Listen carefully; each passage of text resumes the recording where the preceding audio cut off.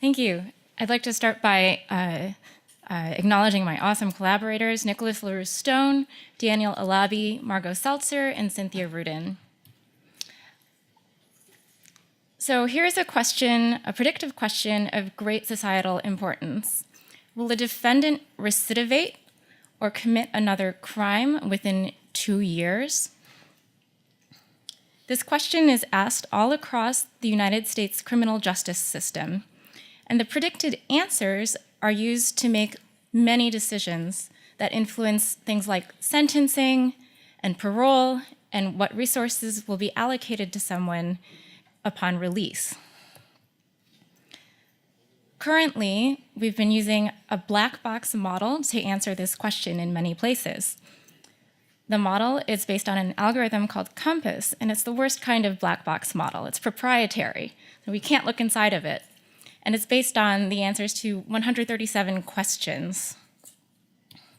You may have heard about COMPAS in the news. It's caused a lot of controversy in the last couple of years, especially since an article by ProPublica came out accusing it of racial bias. The problem, though, is that since the algorithm is a black box, we can't even really assess whether or not it's biased. And it's also vulnerable to having other problems. For example, it's basically impossible to figure out when it's making mistakes, for example, based on incorrect inputs. So in domains like criminal justice, medicine, and things like banking, what we really want are predictive models that are not only accurate, but also transparent and interpretable. So we don't want black boxes, and we don't want complicated models with lots of parameters. And ideally, we'd like these models to be readable by non-experts. This is a rule list. It reads like English, okay, and it depends on only a small number of features, and yet it's a full-blown predictive model. It's understandable in the sense that each of the predictions has a rule that explains why the prediction is being made. This particular rule list was learned by our algorithm Quarles, and it's trained on a recidivism data set that was made available by ProPublica. And while I'm not advocating for its particular use, it does achieve the same accuracy as COMPAS. You can sort of look at it and understand, what it's doing. It's basically saying that if someone has a criminal history and they're young and male, then they're more likely to recidivate. So rule lists are also known as decision trees. They've been around since the 80s. They're also known as decision lists, and they've been around since the 80s. And they're one-sided decision trees, right? And they're transparent and they're interpretable. You can look at them and sort of see what's going on. Each of the rules can be very expressive. For example, in our work, we've been using conjunctions over categorical features. This expressivity can make them quite accurate and good alternatives to decision trees. Oops. So our algorithm Quarles stands for Certifiably Optimal Rule Lists. It's a custom discrete optimization algorithm for learning these rule lists over categorical feature spaces. They take as input a set of potential rules that would go into the optimal rule list, right? So what the algorithm is going to be doing is figuring out which rules to include and in what order. The output of the algorithm is an optimal rule list with a certificate of optimality. We use a branch and bound algorithm and combine many techniques to make the algorithm actually tractable on real problems. So we have a set of algorithmic bounds that we've proved, and we use efficient data structures to support these bounds, and also computational reuse, because we can leverage incremental computation.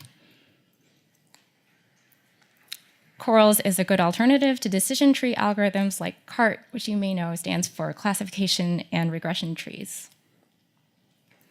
So in this talk, I'll begin by motivating what we do, give a little bit of background in the context of existing historical algorithms.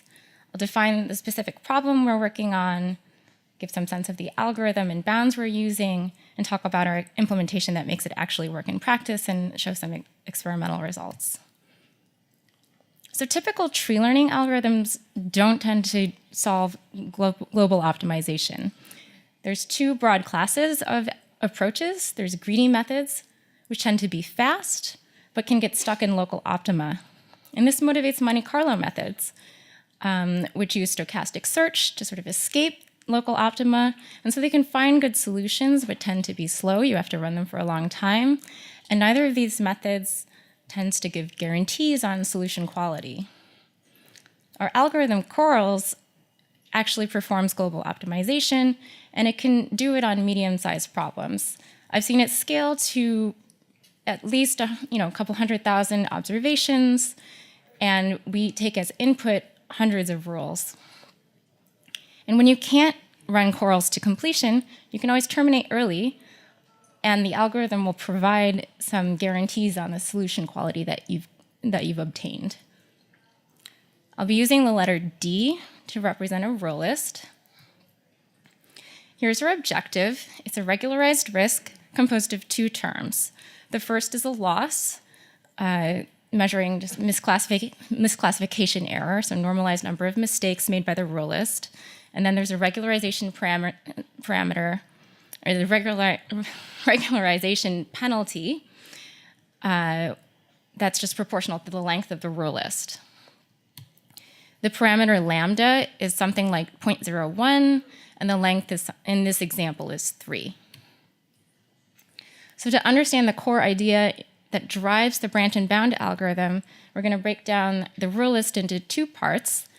There's the last else condition, which I'll call the default rule, and then everything that comes before it, which I'll call the prefix. Now we can break down the loss term of our objective into two parts, a loss for the prefix and a loss for the default rule. And then by deleting the latter, we obtain a lower bound on the objective. This lower bound is monotonic in the sense that as you grow a prefix by adding new rules to the bottom, those new rules can only make more mistakes, which makes the lower bound larger, right? So this hierarchical structure is the key to driving the branch and bound algorithm. It makes it go.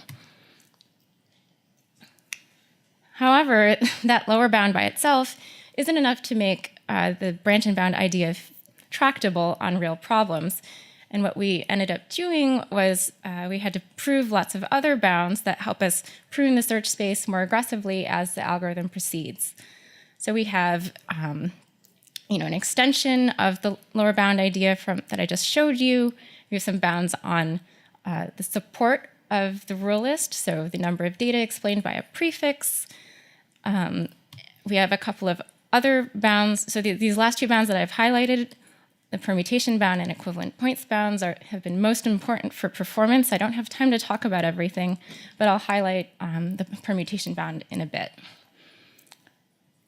And even with these bounds, we had to be quite careful with our implementation in terms of, having the efficient infrastructure to actually leverage these bounds. So now a little bit about our algorithm. So we can view the space of all rule lists as a tree where each node is a rule. So here I'm showing a very small space which only has four different rules. And so you can see that this tree represents all permutations over those rules, and right where each color is a different rule. And so now in the tree, each path is encoding a rule list. So this highlighted path of length 3 encodes a rule list of length 3.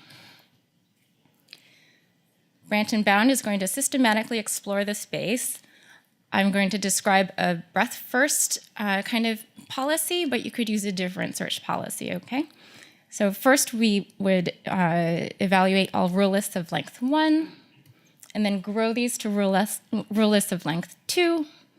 At some point our bounds start to kick in and we get to start pruning nodes off the tree. So for example, if the objective lower bound of a node is greater than or equal to the best observed objective, then we get to kill some of the nodes. and this propagates to the subtrees, right? Grow to length 3, our bounds kick in, and actually we're applying lots of different kinds of bounds until we're done. Okay, and all the white space represents states that we didn't have to evaluate. So those are computational savings there. As you can guess, like as we're doing branch and bound and we're growing real lists, we can take advantage of incremental computation and reuse computations we've done before. And so we actually have a prefix tree or trie data structure that we use as a cache to store those computations that we can later reuse. Now I'll just tell you about one of our important bounds. We have a theorem that I've called the equivalent points bound. I think I meant equivalent support bound.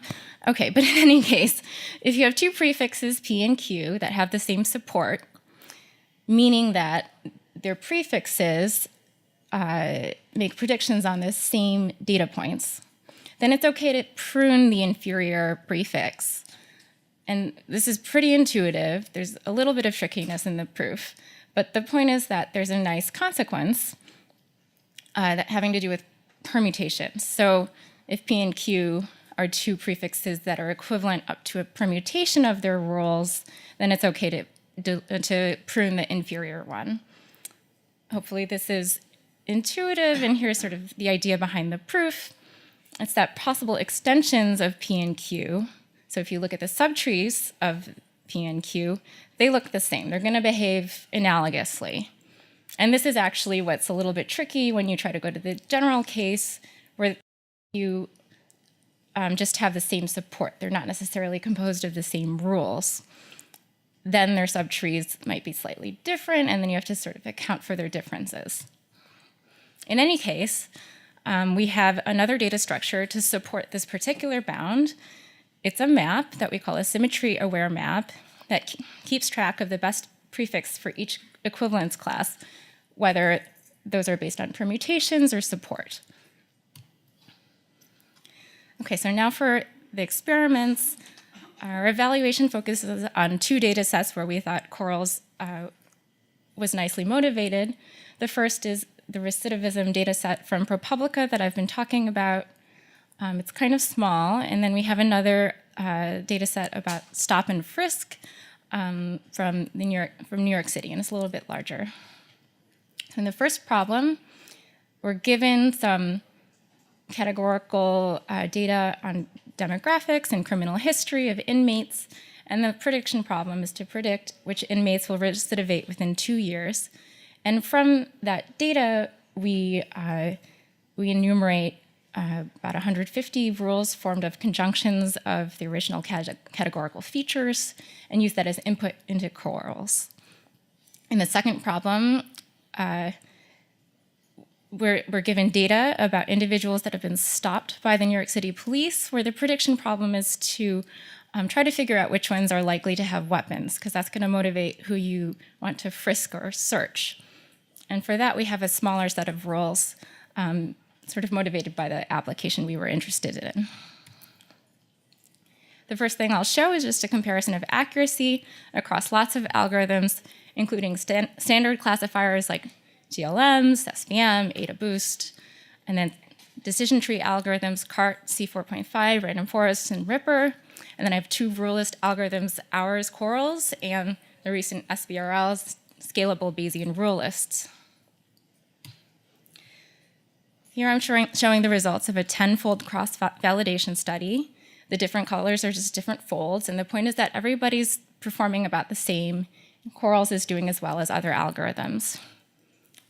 But what about model size? So this is a schematic of how I think about accuracy as a function of model size.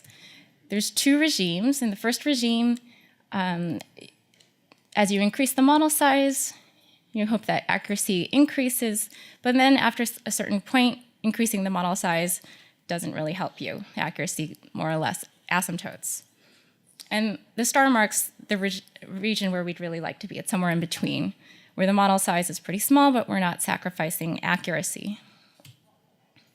So here's a scatter plot of accuracy versus model size for a bunch of decision tree and row list algorithms. The star marks the, kind of where we'd like to be. And Quarles is one of the algorithms that is in this region. So it can find small interpretable models without sacrificing accuracy. This is Quarles working with different regularization parameters. So as you increase the regularization lambda, you decrease the model size that you find, but might sacrifice some accuracy. This is just a summary of sort of what different kinds of algorithms are doing. But the point is that Quarles is the only one that's proving optimality, for the objective that it's working with. Now I'd just like to show you one execution trace of Quarles. Note the log scale on the x-axis. So I'm showing wall clock time there. This blue line is the current best objective, and so it's decreasing over time. The star marks the optimum. The optimum is found very quickly, in this case in less than a second. Here's the lower bound with the dashed line. It's the objective lower bound that I showed you. The algorithm is complete, and we certified optimality when the objective lower bound meets the objective. And since this is a discrete problem where we can enumerate all the states, we can actually calculate an upper bound on the size of the remaining search space, and so here I'm plotting log base 10 of that number. I have a bunch more kinds of evaluation figures that I don't have time to talk about, but they will be on my poster tomorrow night, so come by and say hi. We have a web interface that a summer student has been working on. It's almost ready, so hopefully I'll be able to tell you more about that. So just to repeat myself here, Quarles is a custom discrete optimization algorithm that we developed for learning row lists. Its output is the optimal row list with a certificate of optimality. To make it work, we had to combine lots of different ideas, and it's a pretty good alternative to CART. The kinds of future things that I'm excited about are a parallel implementation of Quarles, different scheduling policies to improve performance, so ideas better than breadth first, for example, and also working with different objectives, so generalizing the idea a bit. We have a long version of our paper on archive with all the proofs and some more evaluation. The code is public, and there's a web UI that will hopefully be running up somewhere pretty soon. And we've had some amazing summer students, and I'd just like to thank my collaborators and funding sources. Thank you. Thank the speaker.